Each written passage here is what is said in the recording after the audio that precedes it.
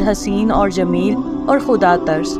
وہ ملک کا نظام چلانے کے لیے اپنی سمجھ کے مطابق بادشاہ کو رعایا کی فلاح و بہبود کے بارے میں مشورے بھی دیتی تھی، اور بادشاہ ان پر عمل بھی کرتا تھا۔ اللہ نے انہیں ایک چاند سا بیٹا عطا کیا، اس کا نام شہزادہ عدنان تھا۔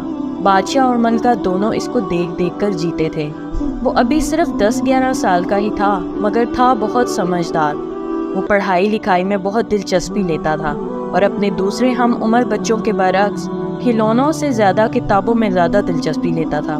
بادشاہ کو اس کی اس دلچسپی کا علم تھا، اس لیے وہ دور دراز کے ملکوں سے قصے کہانیوں کی کتابیں منگوا کر اس کو دیتا تھا، اور شہزادہ ان کتابوں کو بڑی دلچسپی سے پڑھا کرتا تھا۔ ان کتابوں کے پڑھنے سے اس کی عقل اور شعور میں اضافہ بھی ہوتا تھا، اور اس کو طرح طرح کی معلومات بھی حاصل ہوتی تھیں۔ شہزادہ عدنان کے اتالیق اسے مختلف مضامین پڑھاتے تھے۔